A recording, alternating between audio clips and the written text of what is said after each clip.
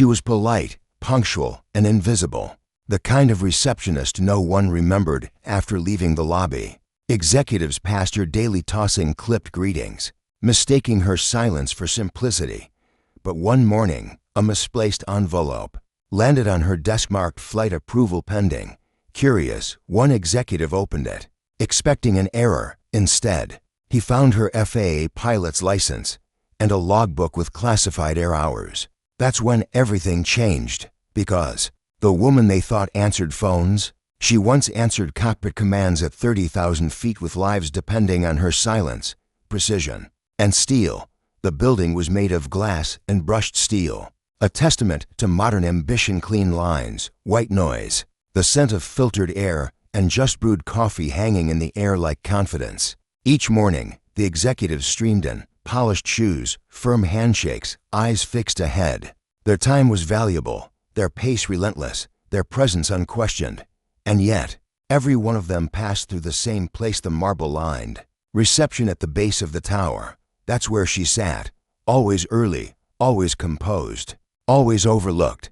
Her name tag read, Eleanor Reyes, mid-30s, neatly dressed. She greeted everyone with the same calm precision, voice low but clear, eyes attentive without intrusion. If someone forgot their badge, she solved it in under a minute.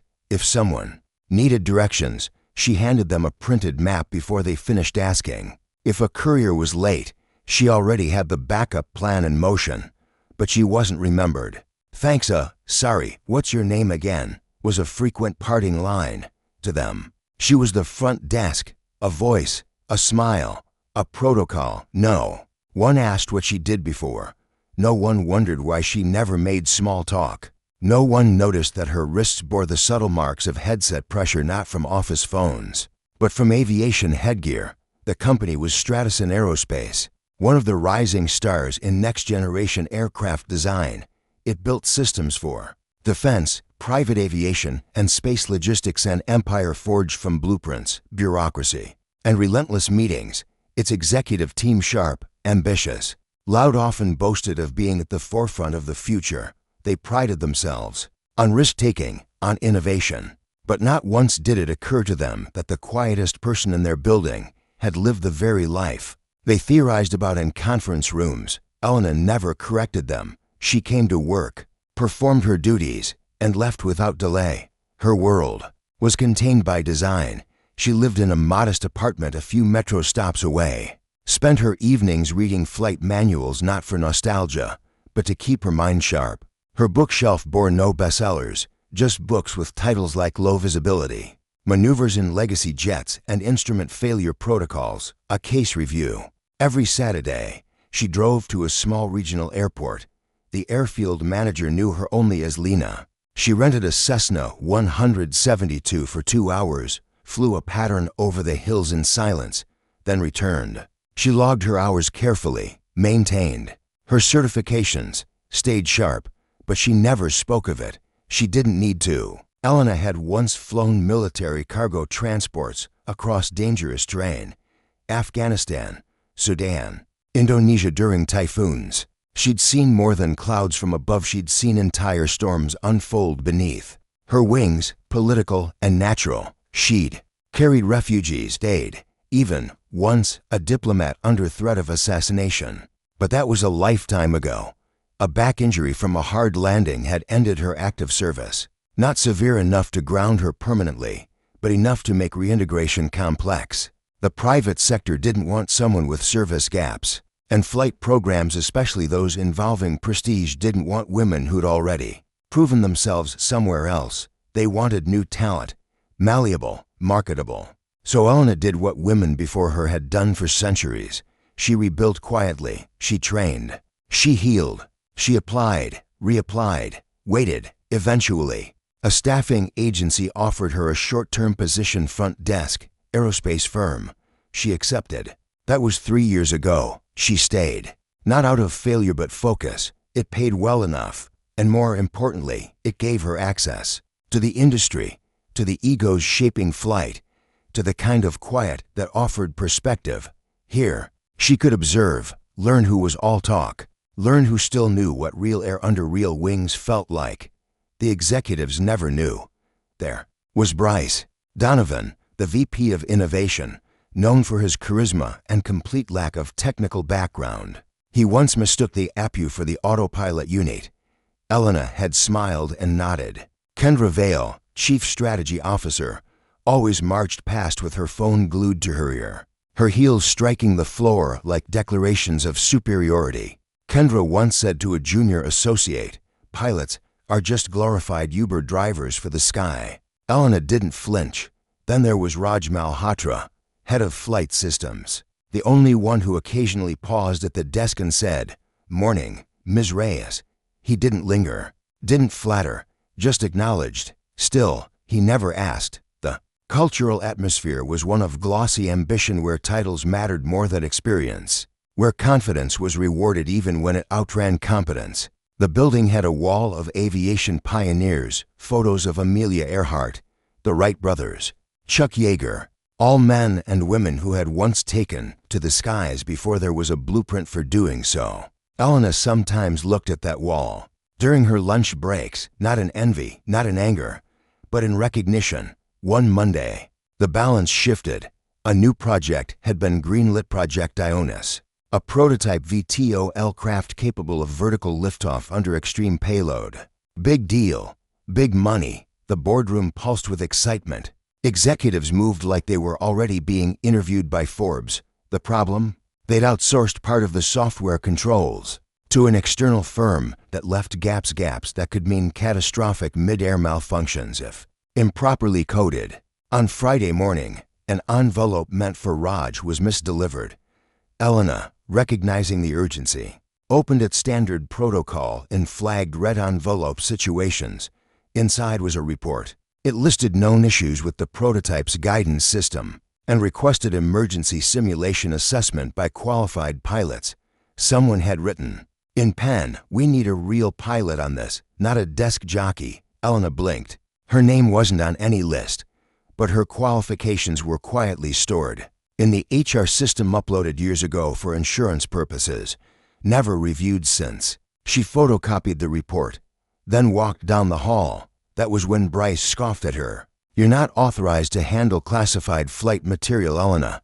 Stick to the phones." Elena said nothing, but that moment, that glance when her eyes locked with Raj's held something different.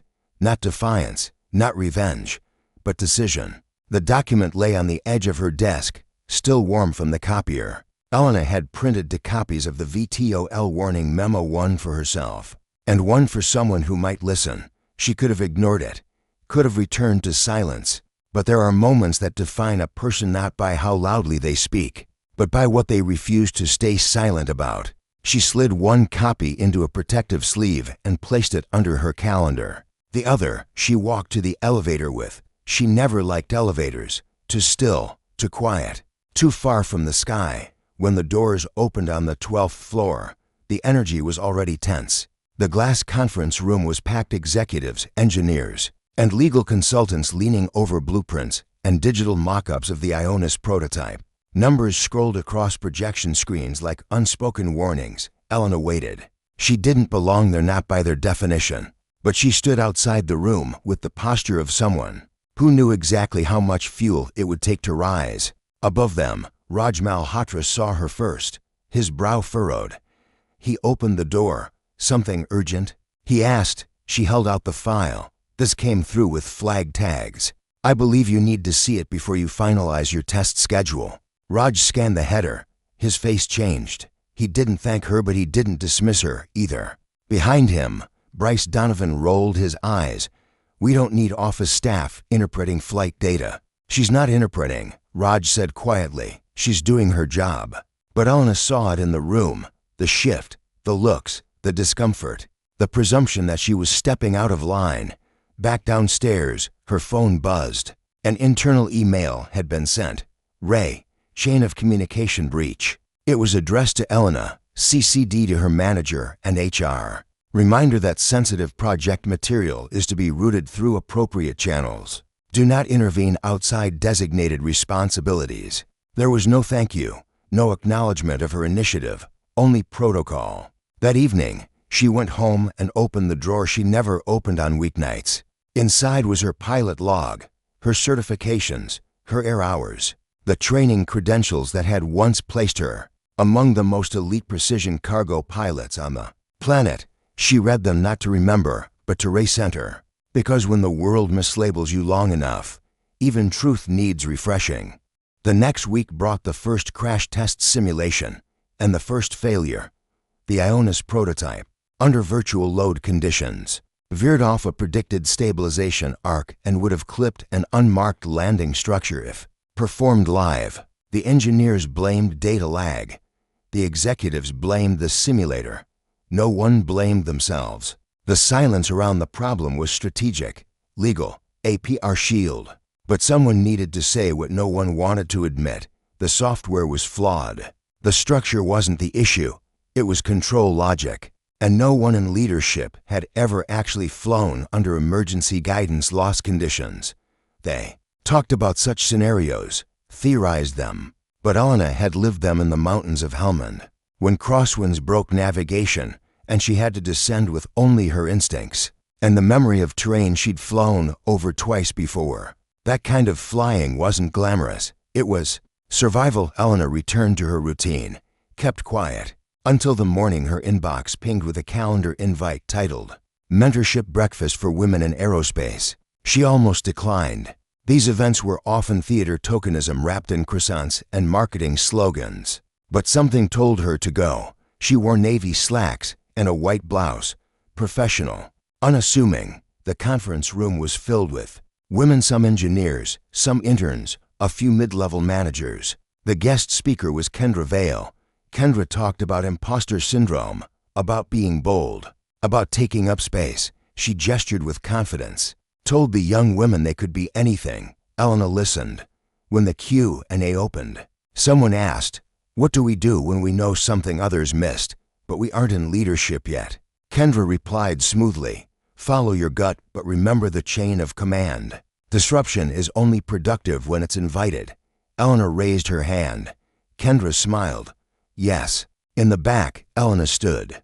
"Would you still recommend silence if a failed simulation meant lives in a real test flight?" The room stilled. "I'm sorry, what department are you in?" Kendra asked, eyes narrowing. "Reception," Elena replied. "But I hold a current FAA commercial license. Logged over 1,800 hours in high-risk flight operations." Murmurs rippled. One of the interns dropped her pen. Kendra faltered just briefly, then recovered. "That's impressive. But again, there are processes for reporting." "I used them," Elena said evenly. "I also personally delivered the memo outlining the simulation flaw. It was ignored." And then, calmly, she sat back down. The room buzzed, not with scandal but with something rarer, awareness. For many, this was the first time they'd looked at Elena and seen her. That afternoon, the second mid-roll monetization break would naturally fall here right after the public exposure. In the Q&A, and just before the twist or recognition, later that week, a visitor arrived at the front desk, a woman in her 60s, wearing a faded flight jacket and holding a well-worn folder. "You Reyes?" she asked. Elena nodded. "I trained with your squadron. You flew under call sign Whisper, right?" Elena blinked. "Yes, I was told to deliver this. Guy I know saw the test program on the news. Said you might need backup."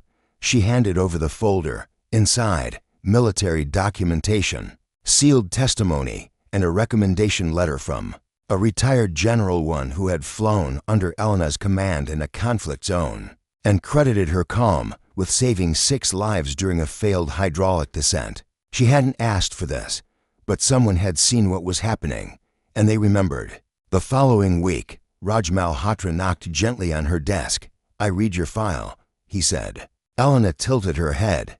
"Which one?" He smiled faintly. "The one that wasn't in our system, the real one."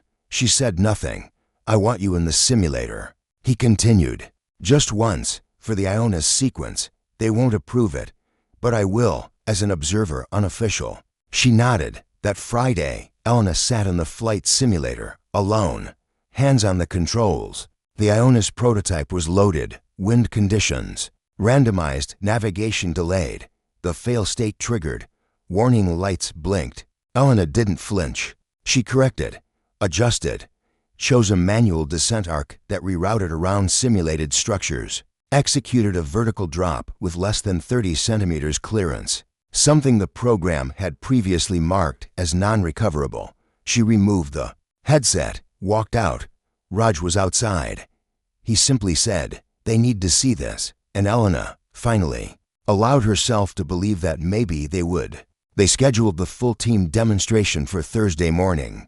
The Ionis prototype had been cleared for final approval testing, pending simulated emergency override by a certified pilot. No one knew what that meant, only that Raj Malhotra had insisted it was essential for transparency. The auditorium was full, not just executives, but engineers, interns, legal teams, and PR staff. There were whispers that an external specialist had been brought in to demonstrate the override sequence under worst-case conditions. Some guessed it was a military contractor. Others assumed it was someone from NASA. Then Elena walked in uniform, not a receptionist's blazer, but a flight suit gray-blue, sharp-lined. Insignia modest but unmistakable. Her hair was pinned back, her posture straight. She carried nothing except a flight headset and a single folder. For a few seconds, the room forgot how to breathe. Bryce's face twisted, first in disbelief, then embarrassment. Kendra said nothing, just shifted in her seat like the floor might open and pull her away. But Raj stood up. "This is Elena Reyes," he said, calm and clear. "FAA certified. Former USAF cargo operations lead. 1,800 hours logged in high-risk conditions. She's flown missions that most of us have only seen simulated." He gestured to the screen. "And today, she's going to fly our prototype." There was a beat of silence. Then someone clapped. Just one person, a technician in the back who'd once asked Elena for directions on his first day. Then another joined in, and slowly the applause grew, not loud, not forced, but respectful, grounded. Elena nodded once, then entered the simulator booth. Inside, she sat in the pilot's seat like it was muscle memory, because it was. The instruments blinked to life. The scenario was already loaded. Urban environment. Crosswind burst, navigation delay, dual sensor failure. On the screen, observers watched the simulated cockpit respond to each trigger. Warning, loss of lateral control. Warning, GPS reroute failure. Elena's voice crackled through the comm, steady, low. Executing override. Adjusting pitch, manual stabilization. Holding. Raj watched from the side, arms folded, not smug, not proud, just quiet. The Ionis stabilized, not by program correction, not by automation, by instinct, by human hands, by Elena. She landed the simulated craft within margin 30 centimeters. To structural hazard, 0 damage, 0 injury risk. A breath held by the room exhaled. She stepped out of the simulator, not smiling, just present. Kendra was the first to speak. "I owe you an apology," she said. "Several, actually." Elena looked at her, measured, kind, but unmoved. "I wasn't asking for one," she replied. Bryce didn't say anything. He just left the room. That afternoon, the email went out. Ionis flight team revision, personnel update pending. Elena didn't return to the front desk, not out of anger, not even out of pride. She simply outgrew the chair they had placed her in. Raj found her later that day, standing by the Pioneer wall, the same one that bore Amelia Earhart, Yeager, and the Wright brothers. She was reading it differently now. "I submitted your name," he said, "for our internal Legends in Aviation feature." "I'm not a legend," she said, softly. "No," he replied. "You're proof that sometimes the people closest to the door already know how to fly through it." They stood in silence for a moment. Then Elena handed him the folder she'd carried into the simulator. "Everything's in there. Logs, certifications, commendations. Not for ceremony, just for the record." He took it carefully. "We'll do right by it," he said. "You already have." 2 weeks later, Elena took a half day. No one questioned her time card anymore. She drove to the same regional airport where she used to rent the Cessna every Saturday. But today, the manager greeted her differently. Ms. Reyes, you've got company." A group of flight school students stood nearby, young, nervous. eyes wide with that unmistakable hunger of those who haven't yet touched. A sky that answers back. You used to fly here every week, one of them said. Didn't know you were you. Elena smiled. I still am. The students asked questions, real ones, honest ones, about weight distribution, about turbulence, about fear. She answered each slowly, not like a speaker, like a pilot. One of them asked, what was the hardest part of flying missions? Elena paused, then said, coming home, and not letting them convince you that landing made the flight less real. They stood with her for a long time, listening, not to the myth of her, to the truth. That evening, she returned home. Her apartment was still quiet, her bookshelf still lined with flight manuals, but there was a new frame on the wall now, a copy of her military commendation letter, hung not for guests, but for herself. Next to it, a photo of the Ionis prototype, not the blueprint, the one from her simulator landing. Underneath, in small handwriting, sometimes the cockpit is behind the desk, an Elena pilot. Receptionist, survivor of dismissal, sat by the window with tea in hand, no longer waiting to be seen, because now they had, and better still she, no longer needed them to. The promotion came quietly, no ribbon cutting, no speeches, just an internal memo. Elena Reyes appointed Special Flight Systems Liaison. Effective immediately. The title wasn't flashy, but it meant something. It meant she would no longer sit at the edge of the building, watching others speak over her expertise. It meant access to test briefings, to flight planning, to decision-making tables where her voice now carried weight. But more importantly, it meant freedom. Freedom to walk through those same glass halls not as a name tag, but as a full self, a pilot, a woman, a professional no longer camouflaged by uniformity. Elena still arrived early each morning, still nodded politely to colleagues, but now people paused, said hello with intention, not because she'd become famous, but because they'd finally learned how to see. Respect had replaced recognition, and it stayed quieter, but deeper. One afternoon, Kendra approached her with a lunch invitation. Not a PR thing, Kendra clarified. Just people who should have spoken sooner finally listening. Elena accepted not out of necessity, but out of grace. She understood something most didn't. Redemption isn't about erasing the past. It's about choosing differently after the silence breaks. At lunch, Kendra asked, why didn't you tell anyone what you'd done? Elena set her fork down gently. Because it wouldn't have mattered, she said. Not until it did. Kendra nodded slowly. She didn't argue. That kind of humility, that kind of honesty was disarming. By autumn, Elena had taken her first official test flight with the Ionis team. No simulators, no observation booths, just sky and steel, and a headset that fit like a memory she'd never really put down. The aircraft responded to her hands as though it had been waiting for them. The engineers monitoring from the ground marveled at how she adjusted the sequence in real time, correcting a sensor delay with instinct, not calculation.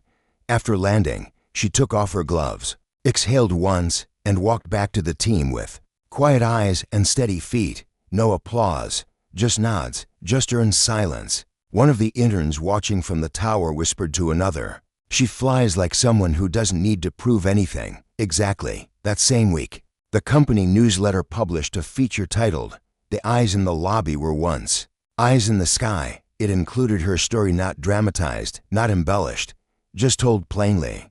Her journey from cockpit to counter and back again. A quote ended the article. It's not the title they give you that defines your altitude. It's whether you remember how to fly when no one's watching. The article was translated into 5 languages for the company's international branches. In Hamburg, a team of engineers printed her quote and pinned it on their breakroom wall. Beside a photo of the Ionis, it resonated, especially in cultures that valued work ethic over showmanship, where actions still mattered more than awards. Meanwhile, Elena's old desk sat empty, not out of neglect but in quiet tribute. The new receptionist, a kind young man named Jonah, found a small note taped under the drawer on his first day. It read, do your job well, but never let them forget you do more. Or he kept it. One evening, Elena was asked to speak at a mentorship panel, this time as a guest, not as a ghost. She wore a plain blazer, no medals, No slides, just her voice. When asked, "What advice would you give women starting out in technical fields?" she paused before answering, then said, "Don't wait for permission to be excellent, and don't confuse silence for weakness. Sometimes, the most powerful thing you can do is know exactly who you are before anyone else does." A young woman in the back wiped away a tear. Another nodded with the kind of look that meant she understood. The applause that followed wasn't thunderous. It was earned. Months later, Eleanor returned to her regional airfield.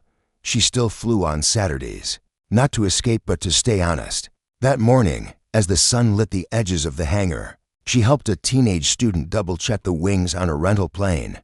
The girl asked, "Do you ever get nervous before flying?" Eleanor thought for a moment. "Sometimes," she said, "but never about the flying itself, only about forgetting why I started." They strapped in. The engine hummed. The air opened. As they climbed, the student looked over and smiled. "It's quieter up here," Eleanor smiled back. "That's where truth lives." And they flew, above the buildings, above the assumptions, above the title on any door. Eleanor Reyes never needed a spotlight. She just needed clear air. And now she had it. Sometimes, the most capable person in the room is the one no one notices until it matters. Eleanor didn't ask for applause. She didn't raise her voice. She simply stayed excellent in silence, until the truth of her work spoke louder than anyone else's assumption.